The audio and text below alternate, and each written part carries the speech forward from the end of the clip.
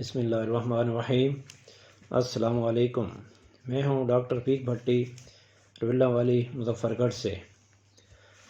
آج کا ٹاپک یہ ہے کہ روزہ کے بعد کیا سونا چاہیے یا نہیں سونا چاہیے، تو کیا اس سے بدہضمی تو نہیں ہوتی؟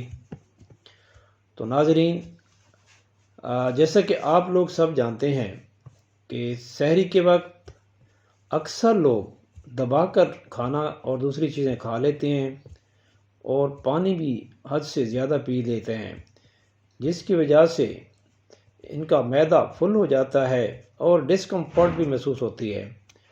اور اس پر ایک اور غلطی یہ کرتے ہیں کہ کھانا کھانے کے بعد فوراً پھر سو جاتے ہیں۔ تو ایسا کرنے سے بدہضمی ہو جاتی ہے، کیونکہ کھانا آگے نہیں چلتا، معدے کے اوپر اکٹھا ہو جاتا ہے۔ اسی طرح افطاری کے وقت بھی جب لوگ آپ کافی حد تک کھا چکے ہوتے ہیں، پیٹ بھر چکے ہوتے ہیں، تو اس کے بعد بھی ہرگز جلدی نہیں سونا چاہیے۔ کم از کم 1 سے 1.5 گھنٹے تک بالکل نہیں سونا چاہیے۔ تو ناظرین، اس میں یہ ہے گزارش کہ سحری کے وقت معمول بنا لیں کہ کھانا کھانے کے بعد قرآن پڑھیں، تو کچھ دیر ذکر اذکار کریں، تو اس طرح 1 گھنٹہ آرام سے گزر جائے گا۔ تو پھر جب اس کے بعد سوئیں گے تو نہ ہی بدہضمی کا کوئی خیال ہوگا، نہ ہی سر میں درد ہوگا، تو اس طرح طبیعت خوشحال رہے گی۔ لیکن اگر آپ کھانے کے فوراً بعد سو جائیں گے تو جب جاگ آئے گی تو طبیعت خراب محسوس ہوگی، بدہضمی کا خیال ہوگا، تو اس طرح پھر یہ مناسب نہیں ہوگا۔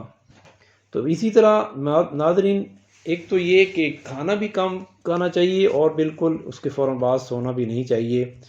اسی طرح مولا علی کا فرمان بھی ہے کہ کھانا کھاتے وقت، جس کا مفہوم یہ ہے کہ کھانا کھاتے وقت معدے کا ایک حصہ کھانے کے لیے، ایک حصہ پانی کے لیے اور ایک حصہ ہوا کے لیے چھوڑ دیں۔ تو ناظرین، امید ہے کہ آپ کو یہ سمجھ آ گیا ہوگا کہ روزہ افطاری اور سحری کے فوراً بعد ہرگز فوراً بعد نہیں سونا چاہیے۔ تو اگر آپ کو یہ کلپ پسند آئے تو اس کو لائک کریں اور اپنے دوستوں کو سینڈ کریں، اور اس کو اگر آپ چینل کو سبسکرائب نہیں کیا ہوا تو اس کو سبسکرائب بھی کر دیں۔ شکریہ۔